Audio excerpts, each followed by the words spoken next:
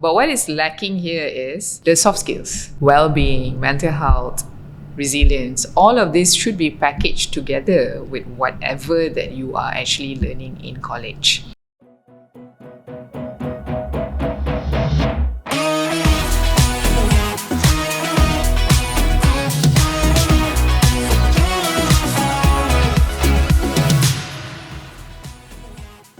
Hi guys, welcome to our Next Phase podcast, and today our topic will be why am I the only one not receiving a promotion among my peers? So for this session, we have Kogge with us.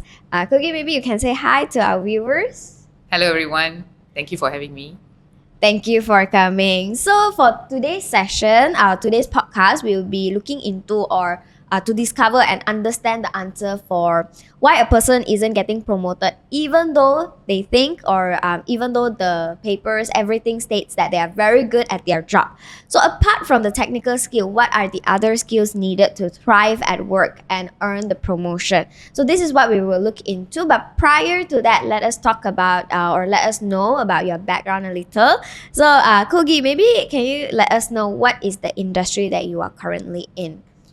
Okay, so my name is Kogge Lavani, and I have recently completed my master's in guidance and counselling.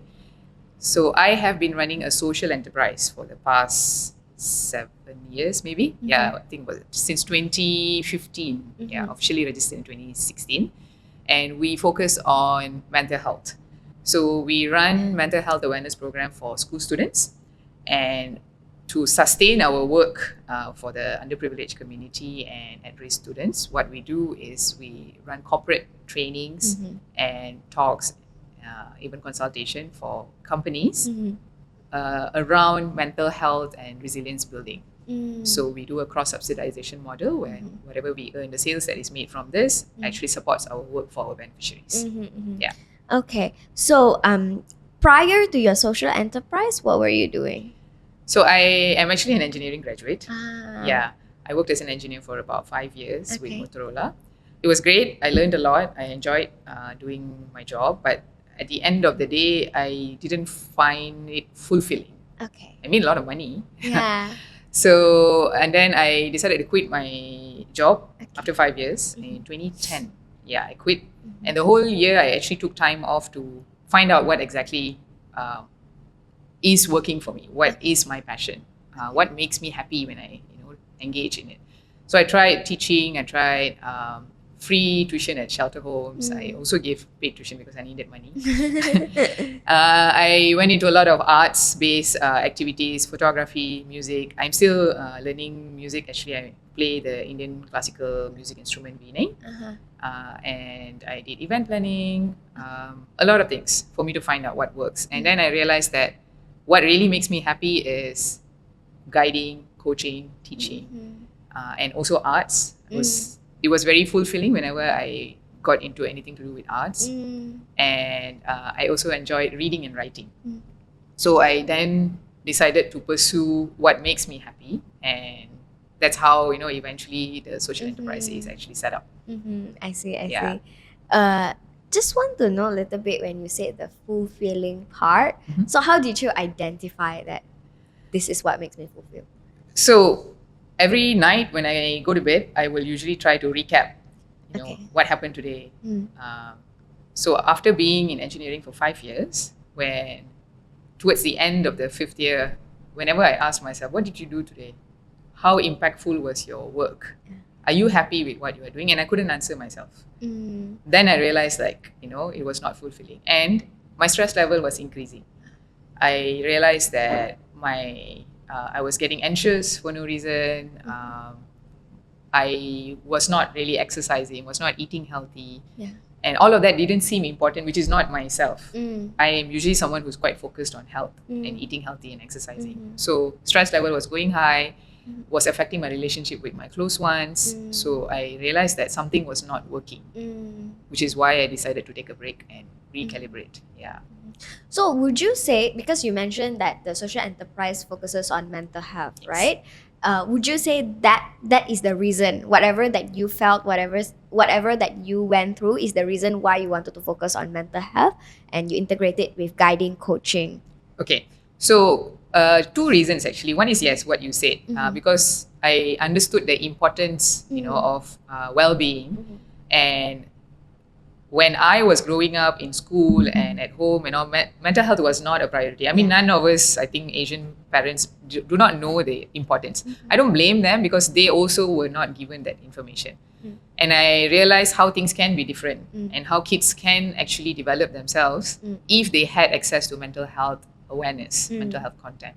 So that's one. And second, my mentor is a counseling psychologist who have been designing and running programs for adults, teenagers, and also kids. So I actually worked together with him in a lot of projects, and I saw the difference it made. So what I did was I brought the arts element together with my co-founder Nara. We brought in the art element into the programs that we run, and we saw the impact that it was creating. And then when we brought the art and counseling element into adult program, we realized, hey, it actually works. When you give color pencil to adults and tell them that, okay, now you can color or draw whatever you want, they get super excited. And that's when learning actually happens, when you have you feel relaxed, you feel calm, and you're actually happy. So that's how I actually figured things out. I think that's a very good way. So if in short, how do you introduce yourself when it comes to your industry, or what do you do? Okay. So I am a counsellor, and I'm also a co-founder of social enterprise that focuses on mental health. Yes. Okay, so I think just one more question on yourself.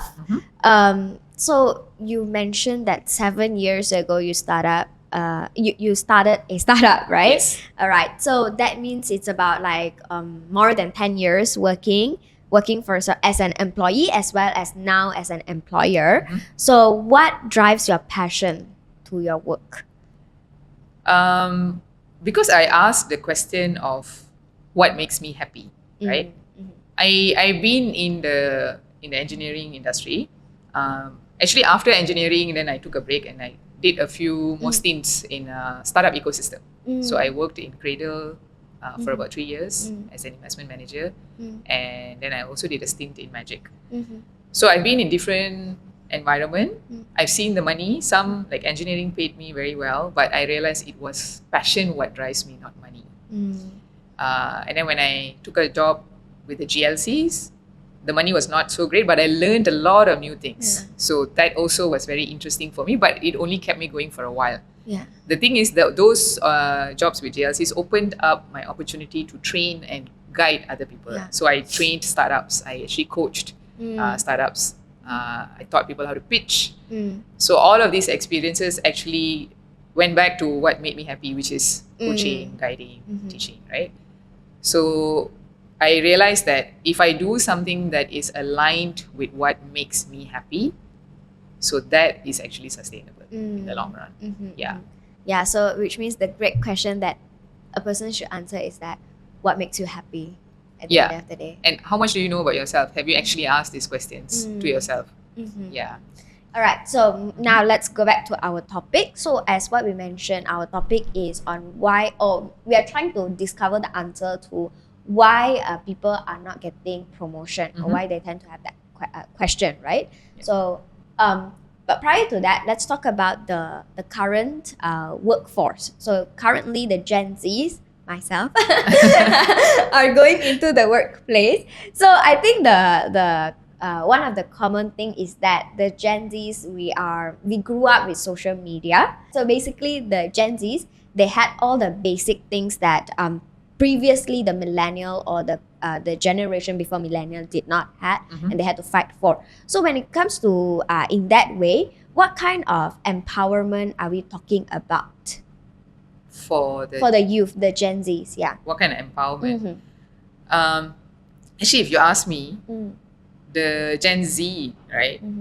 Yes, they do have a lot of things that's already sorted for them, right? Okay, so they have technology, they don't have to work very hard. So that does affect the way their cognitive process work, because you don't understand how is it not to have something and then go and search for the information, and then that develops certain amount of resilience in you. Actually, when you don't have something and you work for it and you get it, then your brain understands, okay, when you put effort, things get sorted.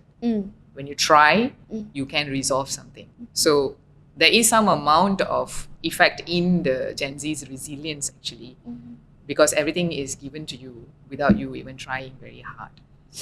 So that's one. Second, there is actually influx of information that is being fed into this generation, which is actually bad for them. You didn't ask to know about global warming, but you grew up listening to how bad the world is, and you are actually growing up in that. So like for me, I'm actually millennial, right? So when I grew up up to like secondary school, I didn't get internet. And when internet started, we didn't have that much of information readily available. You have to connect to the dial-up modem, wait for it to connect, you know. So there is an influx of information that is actually not needed for their early development. So you are in primary school and you are reading about crime that is happening somewhere, or war that is happening somewhere, global warming, we are all going to die, and it's going to be terrible. So imagine growing up in this kind of environment. It actually creates a lot of anxiety, a lot of insecurity, and you are in a stress mode all the time. So you don't have time to take a seat back, relax, and think about, what am I doing? Why am I doing this? I see in social media that everyone is doing this, so let's also do this. So you don't have time to reflect, to process. Already it has affected your critical thinking in the beginning, because everything is given to you. You don't have to process things. So that is the issue with the current Gen Z, which is actually affecting them when they go into work. And a lot of employers are actually not aware of this. Yeah. So when you talk about not aware, in what aspect? Not aware that what is affecting them. Not aware of what is a genuine information and what's not genuine. You know, not aware of how to filter things out without letting it affect you, so that you become more resilient to whatever that is happening around you. A lot of us think that resilience is just like when you get hit really bad and then you come back. But that's not true. In our daily life, we need to have certain amount of resilience, especially now, because there's so many things that's happening and you don't need to know that, but it's coming to you. So how do you protect yourself? How do you build that boundary from being affected from something? So that is what I am talking about, being aware. So understanding yourself, what are the things that is core to you? What are your strengths? What are your values? So going back to yourself always, for you to be grounded whenever you have an issue, is very important, and most of us don't have that. This is not only the Gen Z, a bit more evident in the Gen Z, but a lot of us, even the older generation, also need to be aware of this. So just now you mentioned resilient is not just going back once you were hit, right? So maybe can you let us know, how do you describe resilient? So resilience is your ability to handle your day-to-day life whenever there's a small change, whenever you need to adapt to something, without letting it affect you very badly. So you can actually adapt to changes, you can deal with problems, and you can continue your life. Like it doesn't change you to become worse. Correct. Right? Yes. Example, you are supposed to attend, like I'm supposed to come here today, right? Okay, for this interview. And when I go down and I wanted to, start my car, say my battery is dead. Right? So for some people, this could be, oh my God. Breakdown. I start crying and call people, I need help, I can't go for the interview. I probably called you and I'm so sorry, we need to cancel, I'm terrible, I can't even, take care of my car. So all of these things could happen. All the emotions, because it's not regulated, right? But instead, what I could have done is, okay, battery is gone. You have so many applications now where people come and actually change the battery quickly for you. Just inform you, I'll be about half an hour delayed. And that's it. Okay. So simple examples like this. It could also be like a small disagreement you have with your co-worker. And instead of seeing it objectively, you straight away think, oh my God, I'm so messed up. Or this person hates me. Or this person hates me. That's why I can't even get my point across. So that is all related to resilience. Okay. Yeah. All right. So just now you mentioned the part where Gen Zs, they everything was given to them when they were born, right? So with that point, do you think that Gen Zs are too sensitive towards many situations? Or the better term that people tend to use is that strawberry generation, or they are snowflakes. So yeah. This is actually this is related to the second point that I mentioned, where there is too much of information to them. Okay, the fact that everything is given, it's not that everything is given to them, because we do have Gen Zs who are from privileged and non-privileged background. I have worked with students who are like from PPR, Orang Asli villages and all. Things are not given to them, but they have more access to information that is not necessarily needed for them, which is why they become too sensitive at times, because they don't know how to filter things out and they allow everything to affect them. Example, you read about war in Syria and you are a very compassionate person, right? So what happens is you get so worked up when you are eating rice and you feel like, no, I shouldn't be eating this when someone is suffering there, right? But for the fact is, if you want to make a difference, there's so many ways that you can make a difference. But people are not educating them about that. People are just giving them influx of information, which is making them become very sensitive. And one thing is about being sensitive is, again, related back to resilience. If you are a resilient person, then you will know, okay, people are suffering in Syria, but what can I do? I can't go to Syria now. They're not going to simply allow me. Okay, can I donate? I don't have enough money. Okay, fine. What else can I do? Maybe I can advocate information, or what can I do within my community? There are people who don't have food within my community, within the area that I live in. There are animals, stray cats and dogs which need food. So I could do that. So you see, that develops the thinking capability so that you know what is within your means and you do that and you take credit for that. You're like, yes, I have created an impact. I've saved a dog's life. That is impact. You don't have to go and save a refugee for you to create an impact. Right? If you can do it, it's great. But if you can't, do what you can. So in short, Gen Zs, they were overwhelmed with information. So that's where the sensitivity, being too sensitive, comes in. And in order to avoid that is where the filtering part and being aware, what can I do with this information and how can I process this information, and from there is where we can build a more resilient generation, right? All right. Just to add a little bit to that, so if you start practicing, okay, understand this information is not relevant for me, this I can't do anything, this I can, and then you realize you are still being very sensitive, then there's the time for you to seek help from a professional.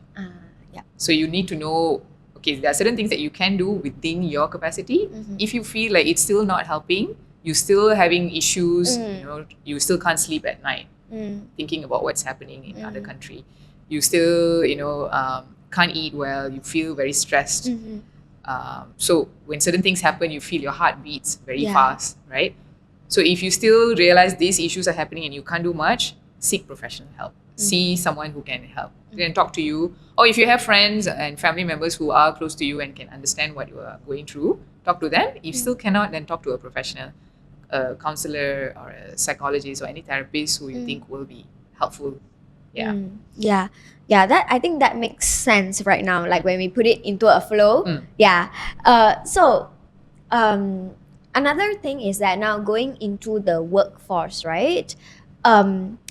We heard that we got some information of, along the conversation, we've heard that the Gen Zs, they tend to be very much pampered by their parents. So we had this case where the parents tend to follow their children for the interview. And follow, it means that not just, till the doors or just fetching the child, but actually attending the interview with the child. Or we've also heard that the parents attend the interview instead of the child. We actually heard this before. So what do you think about this? I think it's very unhealthy. Very unhealthy attachment that parents have with the children, because you need to let go and let the child go out there and experience things and learn from it, because we are so conditioned with this mistakes means failure. So what if your child doesn't make it through this interview? Yeah. Sit down after the interview if they don't make it and reflect. Okay, what did you do at the interview? How did you answer this question? Okay, I think you could have attempted this question better in this way. Maybe you should try answering in a different way. Do that instead of attending the interview with your child and assisting them throughout, because they are not going to learn. You are not actually helping them, you're making it worse. And I think a lot of parents have been doing this since they are in school, like the kids are in school. Like when you're struggling with homework, okay, fine, I'll give you the answers. Just make sure that you get it all correct. Just make sure you get A's in your exams. So we need to change that mindset, and the Gen Z will actually need to change this mindset that making a mistake is actually not a bad thing. Mistake is equivalent to learning.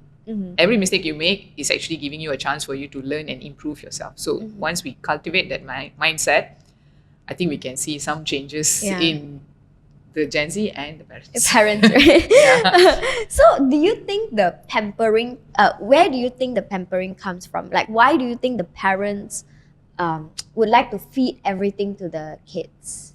There can be a lot of reasons. A lot. It really depends on the background of the parent, where they're coming from. We know some people who come from no middle income, and then they worked hard and now they're providing for their kids. They don't want the kids to face the similar disadvantages that they had. Like they want to raise the kids without having any issues, So anything they ask, they give, because it's compensating what they didn't have. That's one. Some parents are way too busy with work. They're super busy. These are a lot of professionals who earn very well, live a very privileged life, but they don't have the time to allocate for their kids. So when the kids come and ask something, they feel guilty, and out of guilt, they do a lot of things, more than what the kid needs. So these are some of the examples, why parents tend to pamper their children. I think, my personal opinion, all parents should go through a parenting course before they decide, whether you can be a parent or not, because raising a child is actually not easy. It's really not easy. Whether you are from middle income, high income, or low income, all three, you need to play your part, and you need to sacrifice a lot of things, especially your time. It's not the money that is important. Money is needed for all the basic things, but beyond that is your time, and what example are you setting to your kids? So the part where the parents tend to teach, or the environment is built in a way that mistake is failure. So I think the Gen Zs, and with the too much of information coming in, Gen Zs or even the youngster, right, they tend to be more onto want to have a perfect life, right? So I think it's pretty common these days that when it goes to university, when they go to university, they tend to not just settle for less when it comes to the degree that I'm talking about. They just don't want to do a normal degree. People tend to do double degree, double major, triple major. This is including me, myself as well. Because, why not? Why not? I add on more majors, I add on more degrees. Or they tend to think that degree is not enough, and then they want to add on masters and PhD and so on. So when they come to, with all that, right, all that credibility that they're building during university life, and they come to working life, they are unable to thrive. They're unable to cope to the working environment. So why do you think this is happening? Okay. Yes, this Gen Z actually has access to more, educational field, academic qualification. People actually also have, more capacity to pay, privately and all. So they are pursuing, what they think is good for them, what the parents think is good for them, because they are conditioned with the mindset that more is better. But what is lacking here is, this is not only the parents and the students, but also educational institutions. The soft skills, like I said, well-being, mental health, resilience, all of this should be packaged together with whatever that you are actually learning in college. If it's not facilitated at home, then it should be facilitated at school. Not facilitated at school, then at least it should be included in your tertiary education. But we don't see it anywhere. Yeah. And then on top of that, there's a taboo saying that if you mention that you are stressed or you have anxiety, people are going to label you that you are weak. Yeah. So there is that taboo. So putting all of this, how do you expect someone to perform well? And throughout their life, they have been like focusing on, I need to get good grades. Yeah. I need to prove myself. But proving yourself is not just getting good grades. There's a lot of ways that you can prove yourself. And at the end of the day, when you prove, then you are like, okay, what else do I have to prove, right? You have a question mark there, which is where I ended up when I, finished, when I started working as an engineer. At the end of the 5th year, I was like, what are you trying to prove? Yeah, you are good at your work, consecutively 3 years, I got my promotion and all, but what are you trying to prove? So when you start asking those questions, only then you will realize, okay, is this working or it's not working? My double major, where is it going to take me to? So parents and education institutions should encourage Gen Zs to actually ask questions and allow them to critically think and answer. And it's okay for them to, make a wrong choice. I did engineering and now I'm a counsellor, right? So your interest will change, your passion will change. Allow that. Just because you did a double degree, let's say psychology and communication. I have to either do psychology or communication. What if in the line you suddenly decided that I actually like event planning, and you just go and pursue, set up a company and start doing that, right? But some people, parents will be against that, because it's of no paper qualification, which shouldn't be the way. So allow this generation to explore and don't keep them into like academic box. Academic achievement does not mean you have achieved in life. Yes. That's a very great point that you made over there. Academic achievement is not the only achievement in life, right? So with that, do you think degree is a necessity at this age? Having an academic qualification makes a lot of difference, definitely. It not only for job opportunity, going to college, studying something, gaining knowledge, so that the value of the knowledge is actually there. But you shouldn't be focused on getting the qualification. Okay. Yeah. So having peer support, learning how to, do assignments together, presentations, and learning how to deal with, your college lecturers, all of that is actually a foundation for you to go into work.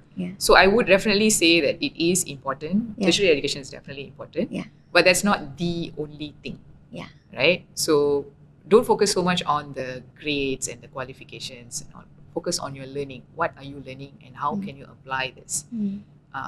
Colleges and universities also should include a lot of critical thinking, which I think they are now. Even in school they have the KBAT questions and all. So they are including it. So there's probably going to be a shift, but it's going to take some time. So that's my take on paper qualification. So I guess tertiary education, where college and university comes as a stepping stone to learn the soft skills. Use that as an opportunity to learn soft skills, not just focusing on getting the grades, focusing on being a top scorer. You can be a top scorer, but at the same time, learn how to develop your other skills as well, right? Also, the knowledge that you're getting. If you're studying engineering, it's actually opening up your mind to a lot of knowledge. The science behind it. And what are the, who are the persons who actually created this stuff. So that's all actually sparks curiosity for you to learn. And when you understand that curiosity will actually encourage you to learn, you will always be learning. So these kind of stuff, which is important for you to learn in any learning institution. And can we just touch on the soft skill a little? So when we talk about soft skills, what are the skills that we're talking about? Okay. There are a lot of things that people will focus on. But I would say one is communication. Mm-hmm. And when it comes to communication, your confidence actually influences your communication a lot. The way you present yourself. How you feel about yourself is how you will present yourself when you want to speak up a point. So communication, your critical thinking. Like now when you're asking me a question, right? Yeah. Some of the questions are not prepared. Yeah. So I am like, on the go, okay, this is what she's asking and what would the audience want to hear from me? Yeah. It's not just what I want to say. Yeah. So critical thinking is actually very important, and decision making. Yeah. So these kind of skills are actually very important, and all of this will influence the level of resilience that you have. The more confident you are, the more you can critically think, your decision making skills. It all affects how you respond to adversity. Yeah.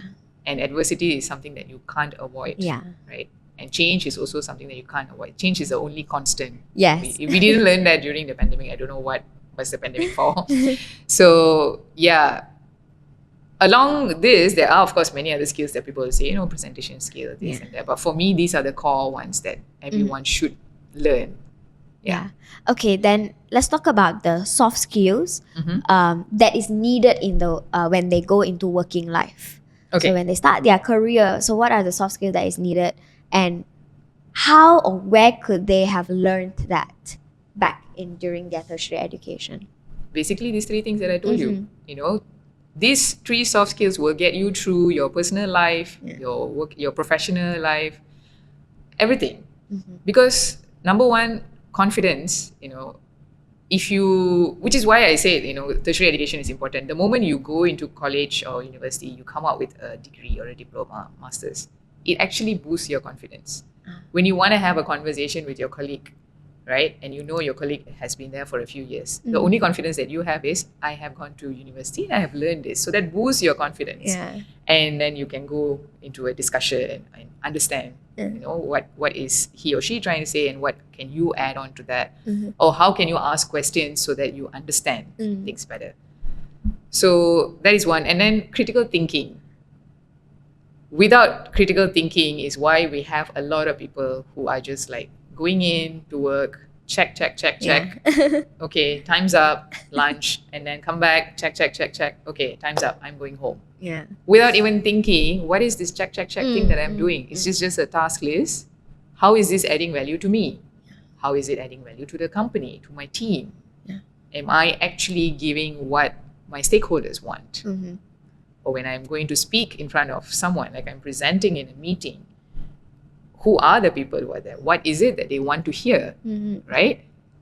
Instead of me just saying what I have done, if I'm going to say it as, what would these people want to hear based on the work that I've done? Yeah. I package it in a way that this is the issue that we have. If we take this solution 1, 2, 3, this has high impact. This has resources that we already have. This is least amount of effort. And I present it in that way instead of just saying, these are the options. Yeah. This is what I have done, right? So that's where critical thinking comes in. So that is in terms of work. In terms of your personal development, like the conversation we had just now, when someone criticizes you, if you have critical thinking, you will reflect. Yeah. What did I say to tick that person off? Did I actually say something negative? Was I offensive? Okay, can I approach that person again and have a conversation about this instead of me just thinking, oh, that person is nasty, or I am terrible. I just, annoy people everywhere I go. So that is where critical thinking comes in. And the other one I mentioned about is decision making. A lot of us are fearful of making decisions because, again, goes down to making mistakes, right? So we are afraid of calling the shot, and it will be a wrong decision, and we become the person responsible for it. So you don't want to take accountability because mistake is bad. But instead, if you tell yourself that mistake is a learning curve, then decision making actually becomes more sensible. You calculate your risk and then you go into a decision. So for me, these skills are actually very crucial for you to strive at work. And if you see someone with this already exhibiting the skills, I'm very sure you will see that person very calm, composed at work. They know what they're doing, and they have no fear of being rejected or defeated. they will be able to come back every time they have any challenges. From the outer view, a person that is calm, composed, and confident, I think that's how they portray resilience. Would that make sense? Yes. Right? And so moving on to the next question would be, in a situation where one person of the team gets promoted while another doesn't, right? So this is where in that particular environment, everyone is doing their work. Is top notch. Okay, the work is done. At the end of the day, the project is done. But when it comes to promotion, only one person or a few others in the team is getting promoted, except for this one person. So why do you think that happened to that particular person? There could be multiple reasons for this. If you are working in certain companies, I myself have faced this when I was in Motorola. So there's a bell curve that the management uses. Only a few can be at the top, and then the rest will be at the sides, at the bottom. When it comes to promotion, increments, right? Not everyone can be at the top because they cannot have a flat one. They always have a bell curve.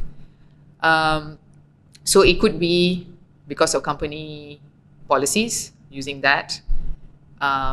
If you ask me in terms of personal contribution of the employee, so it's time for the employee to have a conversation with the boss or the team lead, anyone who they report to, and ask, where do you see that I am needing improvement? Okay, like for me, there have been a few performance management. I always rate myself 5, and when my boss asks me, why 5, and then I will ask my boss again, why do you think not 5? Tell me, where am I lacking that I need to buck up? So that actually caught my boss off guard. So this was when I was working in Motorola and also other organizations. So always have an open mind that you cannot be perfect. Nobody is perfect. Nothing is perfect. It's an illusion that we have created. If this happens, then it's perfect. But for the matter of fact, it's just in your head, right? So talk to your reporting bosses. Where do you think there is a mismatch now from what you are putting on the table and what they are expecting from you? There's definitely a room for you to adjust, right? So it's usually boiling down to some performance that is not matching. Either that, or what the company policy is in terms of bell curve, or you're basically not communicating what you're doing. People don't know what you're doing. So this then goes to your confidence. You're probably someone who's contributing. Like you said, everyone is top notch. Everyone is doing well. But maybe you are not putting your work out there so people know that this is what you have done. So there is a room for you to improve in communication, perhaps. So when we talk about putting your work out there, maybe people think that putting my work out there means that I'm being arrogant. I'm showing off what I'm doing. So what is your suggestion or advice to this? By speaking about what you have done, are you damaging someone else? Are you damaging any other persons or your organization? Are you putting someone else down? No. Are you lying? No. So if you're answering no to these questions, then why not? Right? It's get the credit where it's due. Right? If you have done something, be proud of how much effort that you have put and be proud to talk about it. And for all you might know, the things that you share might help someone else to resolve another issue. You never know, which is why sharing among colleagues is highly encouraged. It's not boasting. I don't think it is boasting. Unless you are taking credit for someone else's work and say, oh, this is what I did. Then it's damaging someone else, right? Unless you are lying, right? Saying, this is what I did. Actually, I did A, B, C, but actually you only did A. So that's lying. So then, of course, it's not encouraged. So I guess it goes back to accountability, being both to your mistakes, to your downfalls, at the same time to your success. So people tend to, I'm not too sure why it is this way, that people tend to not take accountability of both their mistakes as well as their success. Yeah. Mm-hmm. Not taking accountability to your mistake is because you think mistake is bad. Yeah. So you get defensive when someone says, hey, I think you made a mistake in your slide. Immediately you get defensive first before you can rationalize. In terms of success, I think it also boils down to culture. Yeah. Asians are always taught to, do not blow your own horn. Yeah. It's okay, you did well. Yeah, hush, hush. You don't have to go and tell the whole world. Be humble. Yeah. Yes, being humble is very important, but I also think recognition is important where it's due. Yeah. If we have that culture of bosses recognizing their co-workers' contribution in front of everyone. Okay, like this week, this person did very well because they helped to resolve this issue. So thank you very much. So when you start that culture, I think everyone will eventually learn how to give credit where it's due. Yeah. I think there's a lot of fine line to be addressed. Just now when we talked about, when you mentioned about the soft skills, you mentioned about confidence, right? Yeah. And then you also storied about when you were being an engineer in Motorola, you mentioned that in the performance review, you put 5 and then your boss or your superior will be like, how come did you put 5? And you say, why not 5? Yeah. So I think over here, the fine line to address is, what is the line between confidence and arrogant? Okay. Like I said, if you are aware of yourself, right, how much effort have you put? Okay. Did you step over anyone in your journey getting there? Right? Did you dismiss some people? Did you, are you honest getting there? If you can answer, all these questions, and know that you have chosen the path that you didn't damage anyone, you're not lying to yourself, lying to anyone else, and this is credit due, you have all the rights, the bragging rights for this. Yeah. Like, when you train for sports, you put all your effort into it, and then when you win the race, you do have bragging rights because it's the effort that we are celebrating. In terms of cultural sensitivity, a lot of people will think it's arrogance. Yeah. I really think it's a boost of confidence, especially for Asians who grew up in a mindset that you must always be humble, don't boast about yourself. Asian women, so women are even more like in the shadow because of this, because we are so afraid to actually go out there and say, this is actually my work, compared to a man. Yeah. A man would easily say oh, this is what I did. But a woman will be trying to see, okay, am I doing it correctly? Only then they will actually say, yeah, this is my work. Yeah. I don't think there's arrogance as long as you answer those questions truthfully, then it'll be fine. Even after answering those questions, like what you mentioned, our culture is brought up in a way that they would, put you down. They would say, oh, why are you being arrogant? Nah, nah, nah, nah. So when it comes to that situation, what is that one advice that you'd like to give? Okay. So let's say now you are talking about what you did, you're very proud, and then one person in the group, could be your friend or your family member, say, why are you being so arrogant? Everybody does good work. You don't have to talk about it all the time. So what do you do in that kind of situation? When you have a certain amount of self-awareness, like, why are you talking about this? You will immediately know that person is actually feeling something defensive or something's lacking in him, that he or she is feeling challenged because of what you are saying. So you don't want to trigger that more. So what you would say is, I'm sorry, if you feel I am arrogant, but I'm just proud of what I have done. Okay, it's not my intention to boast about what I'm saying, but maybe sometimes the things that I share can inspire others or can be a learning for other people. I share good things and lessons learned. So that is my intention. So state your intention clearly, that you're not here to seek for fame or anything. You're just sharing a good moment with friends. So the more honest you are in your conversations, your communications, the better acceptance that you actually get from people. I guess that's where the humbling part comes in, right? So it will be both, like you have the confidence part and the humbling part that comes together. Yeah, I think that's a great advice. So moving on to let's talk about companies. So for companies, in the end of the day, companies need to ensure there is a cash flow in order to sustain. So be it due to the recession or any other problem that the company is facing, right? The person that with the lowest performance will be sacked first. So what are the qualities that makes a person to be the first to be fired? What are the qualities? Yeah. Okay, so just to shed some light on this, usually when companies, need to lay off people, what they will look at is cost of performance versus the actual profit the person is bringing in. So if the cost of performance is high and the profit is not as much, then that person can be let go first, even though the person has good performance, right? It's not necessarily someone who has low performance will be sacked first. Because if you see some of the big companies, when they give VSS, they will give a lot of the middle management or senior management VSS first.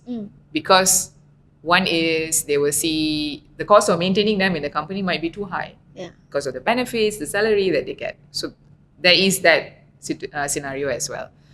I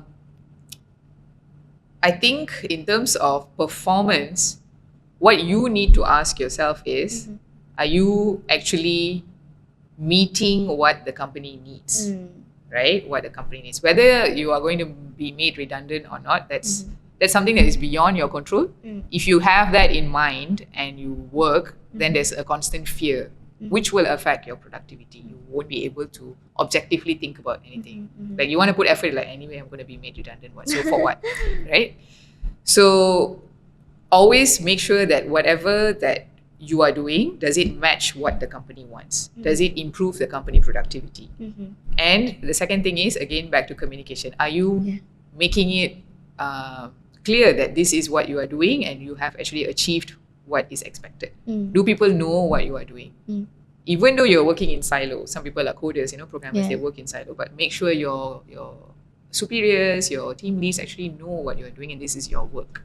So that is, I think, quite crucial for you to be in a company, regardless whether you're getting laid off or not. Yeah. So I think one important point that you mentioned, even just now, when it comes to the confidence and communication part, you mentioned that, and critical thinking, you said that when you deliver options or when you deliver something to the team, ensure to put in how does it benefit the company. Correct. And right now you also mentioned whether you are the top management, middle management, or be it anywhere, right, in the hierarchy, but you need to understand what are you doing, what are you contributing to the company.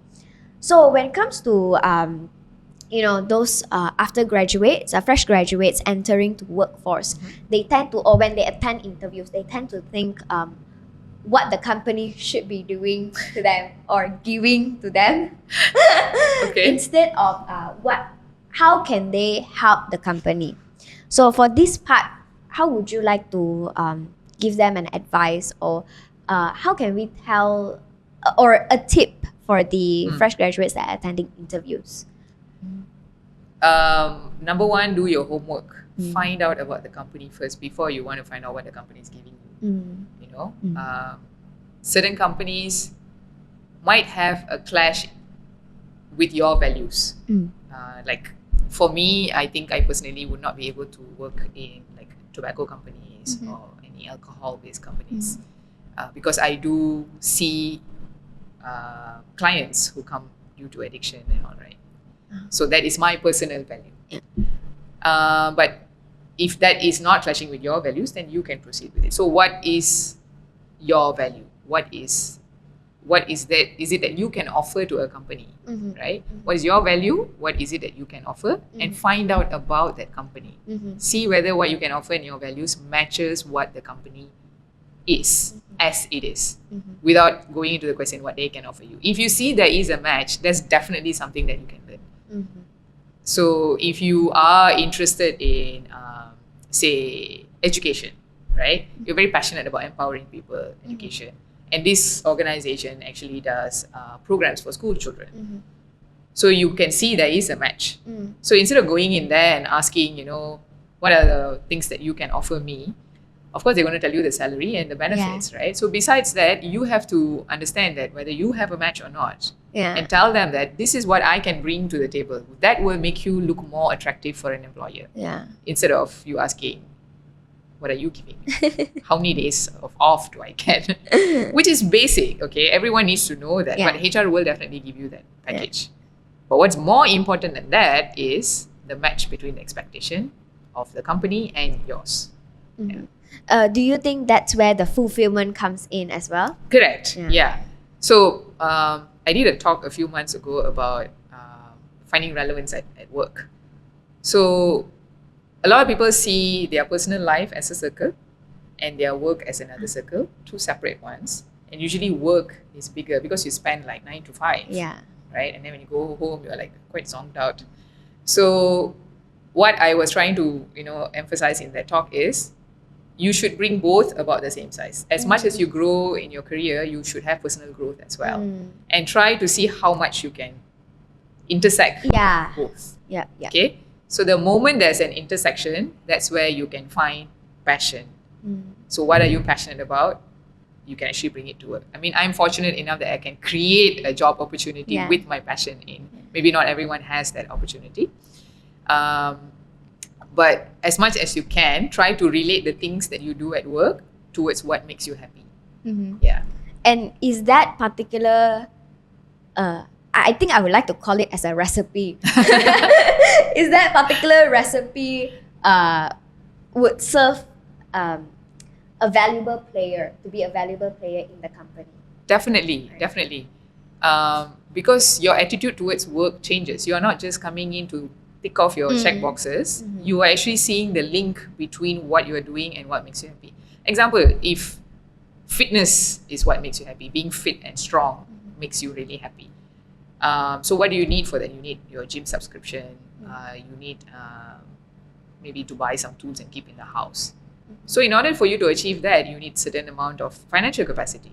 So then you can relate, okay, I need to go to work because I need to get this money for me to sustain this, because this is what makes me happy. Going to work directly maybe does not make me happy, but this is indirectly. Yeah. You can link it, and when you write it out, do a diagram, draw it out, write it, and you see it, your brain registers it, and the act of waking up and going to work becomes more motivating after that. Because all the motivation talks that you go, it will just work for a while. The moment you exit the venue, that's it. You need to find this within yourself, right? So when you can link it, then the job satisfaction comes there, and your performance against the company value and all, there is a match already. You feel like you are relevant at work. You feel like you belong here. As long as you are working there. So that basically is the recipe. And that's where the work-life balance Correct. comes in, because you're not seeing work as a job. I think people tend to say that when you see something as a job, then it becomes a burden. Yes. When you see it as a part of your life, as a hobby, as a passion, then you're interested in doing it. Yes. It's just like how we would like to do our hobby. Because it makes us happy. Right? Yeah, or how it links to your hobby. If you love traveling, right? So having a job that will give you the financial stability for you to at least do like a, overseas travel once or twice a year is actually important. So you know the link. Yeah. Like for me, arts was actually one of my passion. So I made sure when I set up my social enterprise, there was art element inside where I can actually teach art, right? So that was actually fantastic for me, because when I go to work, I was like, hey, I get to do art, so I'm happy, right? Yeah. All right. So I think we shall talk about the counseling or the coaching part, right? So do you think it'd be a good idea to set up a counseling or a coaching session in a company? Why do you think so? Yes. Okay. Yes. Especially coaching. Yeah.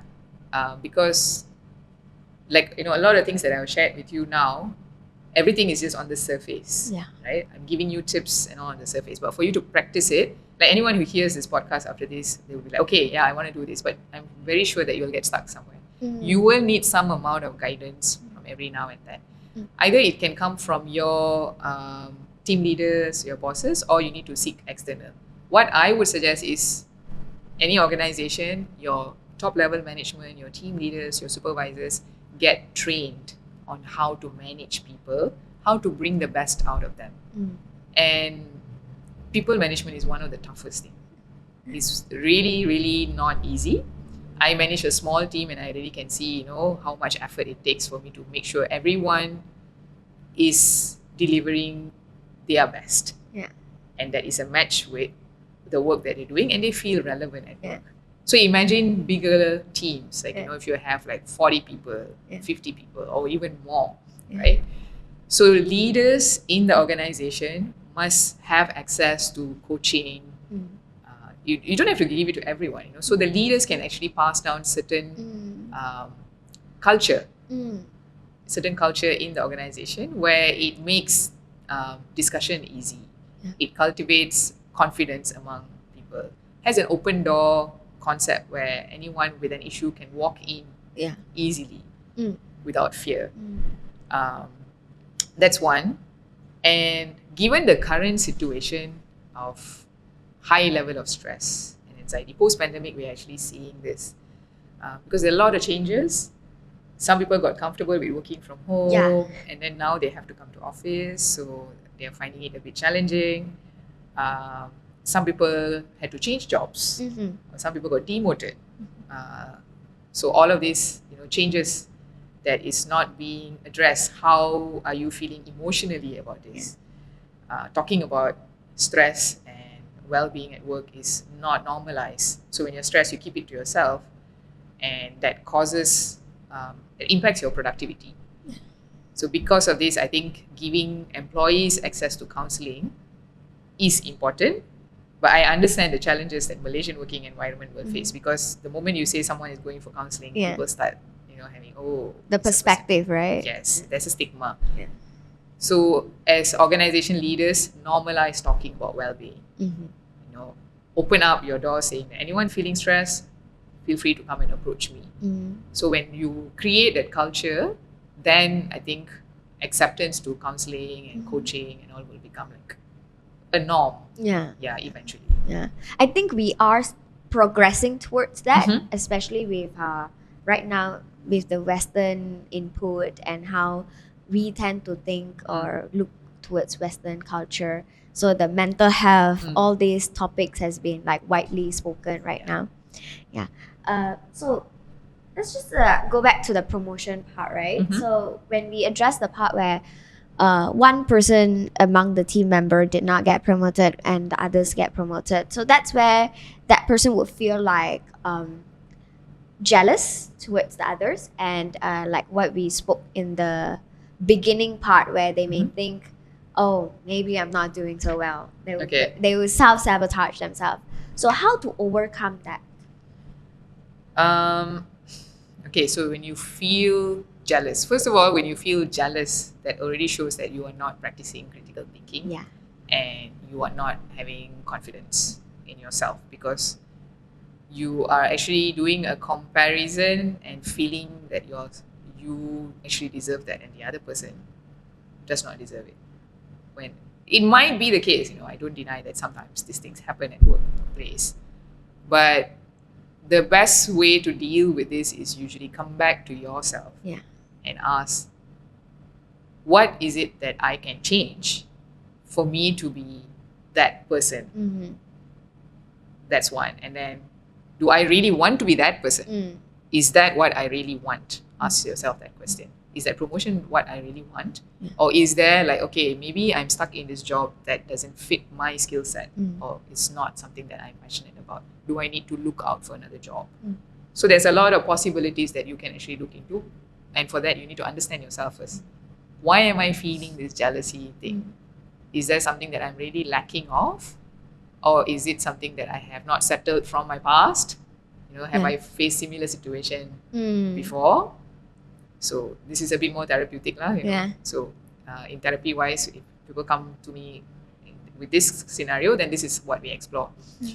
But in a work situation, this is what you need to ask yourself. How much are you actually dedicated to this job? Is this something really you want? Is it worth for you to invest? Okay, if it is, yes. Okay, now explore into what is it that I have to do differently for me to be noticed. Do I need to communicate more? Do I need to change the way I work? Did I actually deliver everything? And answer honestly. And then that's where the communication with your superior comes Yes. in, and being open-minded Yeah. towards Prepare yourself first. Yeah. If it helps, get a friend and do a role play. List down what are the things that potentially your boss will ask, and then get your friend to be the boss, and you rehearse with a friend or your siblings or anyone in the house, right? So prepare yourself first before you go into a boss. Yeah. Because without understanding what you want and what you need, going into a conversation with your boss, it's not going to make any difference. It might make it worse. Yeah. Yeah. Yes. I think in the end of the day, like what you mentioned, when you want to step into to the work, to the job, to the company, you need to understand. You need to understand about yourself first, Correct. right? Self-awareness. Yeah, self-awareness, and then how you're gonna serve the company without changing yourself. Yep. And also at the same time towards your growth. It Yeah. impacts both your growth, personal growth, as well as the company's growth. And then when it comes to all these mishaps that you are facing, then again reflecting back to what about you, and is that what you want to look into? I guess it goes back into self-awareness. Yes. Right. There's a little trap there in what you mentioned, without changing yourself. Without changing yourself meaning like without compromising your values. Yeah. Because you need to be adaptive to changes. Yeah. So when things happen, you need to change, you need to adapt. That's resilience, right? But it shouldn't come at the cost of compromising your values. Yeah. There is a different case that we would also like to, touch on. So this is coming from an employer's perspective, right? So previously, what we were addressing is as an employee that I feel like I'm not getting promoted, why, and all these feelings that we were addressing. Now let's talk about from a startup founder's perspective. So we received a feedback that states that the teammate doesn't have the initiative to help, and instead pretends to be busy with work after finishing his task. So like what you just said, the checklist, I've done the bare minimum. I'm done with my work, so that's it, and I'm not gonna help the others. That's your work, you do. And when it comes to that, it doesn't drive us, or it doesn't synergize the entire team. So for this, how can we look into more towards a teamwork? Okay.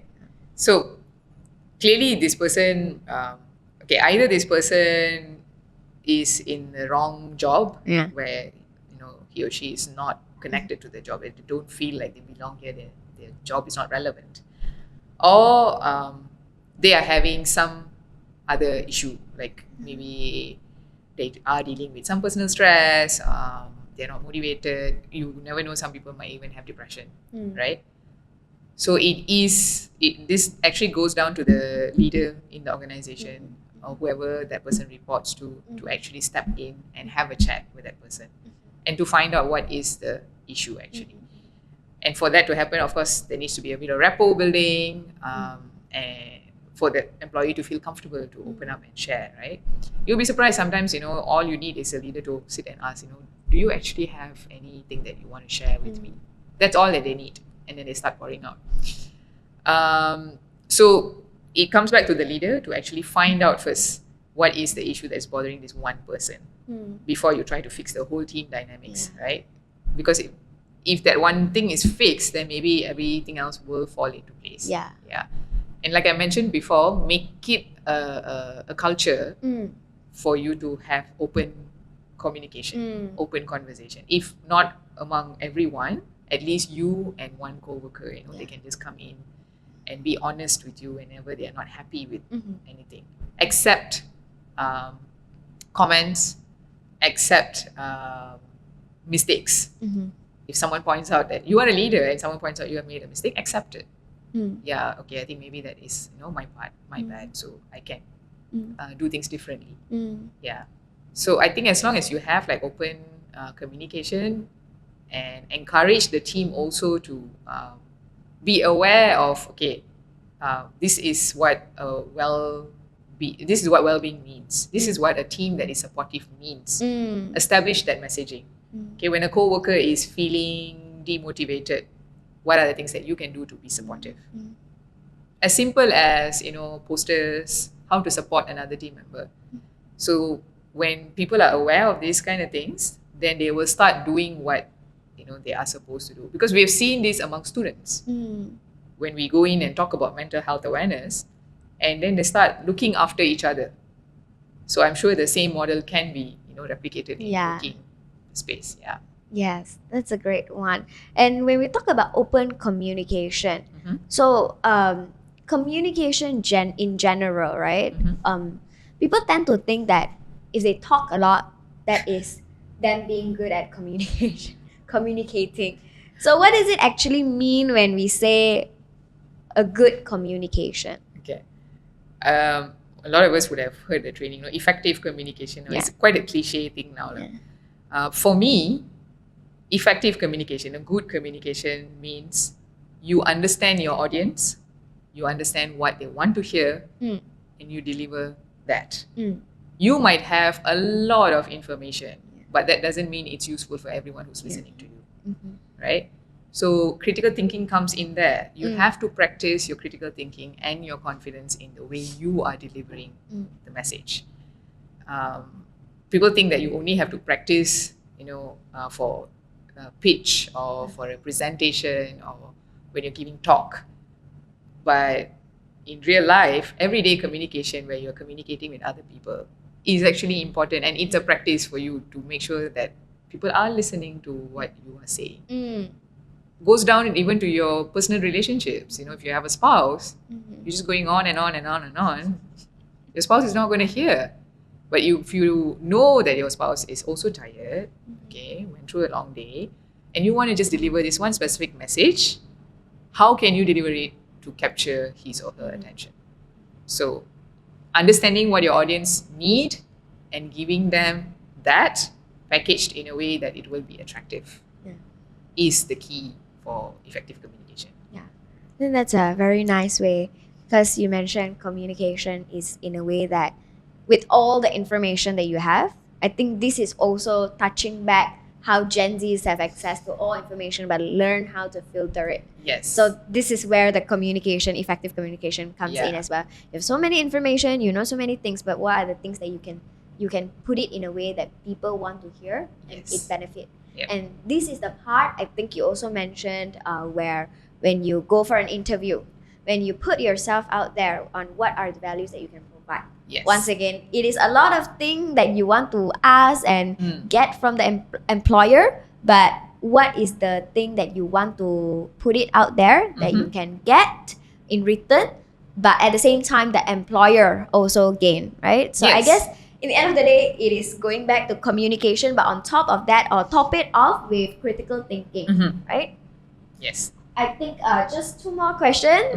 Basically, just asking for your advice. One advice that you like to give for employers, bosses, to help his or her employee to grow. I think you did touch a little bit just now, but in one sentence. In one sentence. Yes.